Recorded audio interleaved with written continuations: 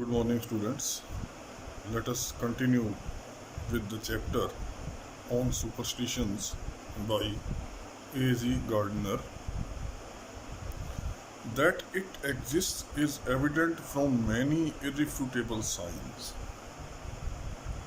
Writer says that superstition still exists in the society, and it is clear, it is evident from many inevitable examples. There are numerous streets in London, and I dare say in other towns too, in which there is no house number 13. He says that there are a number of streets in London and other towns as well where there is not even a single building that is having number 13. And I am told that it is very rare that a bed in a hospital bears that number. I am also informed, I am also told, there is a rare chance that in hospital there is a bed that is having number 13. The superstition threadbare, though it has worn, is still sufficiently real to enter into the calculation of a discreet landlord in regard to the letting qualities of his house. He says that superstitions, though they are outdated, but still they are there in the society. If a person purchases a house in order to let it, he says that if number 13 is there, a very intelligent, a very thoughtful landlord thinks twice to purchase a building that is having number 13. And into the calculations of a hospital as to the curative properties of a bed. If in hospital bed is not having number 13, some kind of steps are there considering number 13 as an unlucky number, because in hospital there is a patient and his curative properties, his treatment is concerned, it can be affected by this number. In the later case, general agreement would support the concession to the superstition, idle thou that superstition is. He says that in the later case, in the case of hospital, excuse can be given to the superstition because it is related to the life of the man. But whereas superstitions are concerned, they are idle one. Physical recovery is a matter of the mind as well as of the body. He says that when a patient is admitted in the hospital, his physical recovery, it is the matter of the mind as well as of the body. Not only the body is to be recovered, but the mind of the patient should not divert in the hospital. And the slightest shadow on the mind may, in a condition of low vitality, retard and even defeat recovery. He says that if there suppose there is a slight reflection on the mind, he says that in that condition, especially in the condition of low vitality, low potentiality, author says this particular thing can retard and even defeat recovery. It can put hurdle in the recovery of the patient. Florence Nightingale's almost passionate advocacy of flowers in the sick bedroom was based on the necessity of the creation of a certain state of mind in the patient. Florence Nightingale, a nurse, she always passionately advocated that there should be flowers in the room, in the bedroom of the patient. The reason was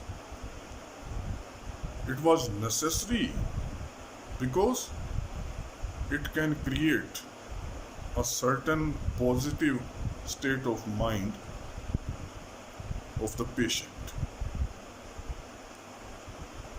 Was based on the necessity of the creation of a certain state of the mind in the patient. There are few more curious revelations in that moving record by M. Domal of medical experiences during the war. He says that there are other examples in the record of M. Domal, a French writer and orator. He is having a number of examples related to superstitions in his record, especially the period of the war. Then the case of a man who died of a pimple on his nose. This is a peculiar example. Apart from this example, there are a number of examples in the record of M. Domal that there was a person who died just because a pimple appeared on his nose. He had been hideously mutilated in the battle. That person was very dreadfully destroyed, mutilated, wounded in the war, and was brought into hospital a sheer wreck. When he was brought into the hospital, the condition of the patient was almost ruined, almost destroyed, about to die. But he was slowly patched up. When treatment was given to that patient, slowly and slowly he started recovering and seemed to have been saved when a pimple appeared on his nose. It seemed that this particular patient who was completely mutilated can be saved. Recovery was there. At this juncture, at this stage, a pimple appeared on the nose of that patient. It was nothing in itself. Pimple as a wound, as a scar, as a mark, it was nothing in itself. But it was enough to produce a mental state that checked the flickering return of life. The appearance of the pimple on the nose, author says that it was enough to produce a particular state of mind, and that particular state of mind stopped the shocking return of life. That person was returning to life. That person was recovering. But as the pimple appeared on the nose, the state of the mind of the patient, it changed, and as a result of that, of the state of the mind, the recovery stopped. It assumed a fantastic importance in the mind of the patient who, having survived the heavy blows of fate, died of something less than a pinprick. He says that it took an importance in the mind of the person, in the mind of the patient. A patient who survived the heavy blows of the fate. When he was there in the battlefield, fighting with the enemies, number of wounds were there on the body of this person, and he survived. But he died of something which was nothing in itself. It was just a pinprick. It is not difficult to understand that so fragile a hold of life might yield to the sudden discovery that you were lying in the number 13 bed. He says that it is not difficult to understand how delicate the matter is because it is related to the recovery of the patient.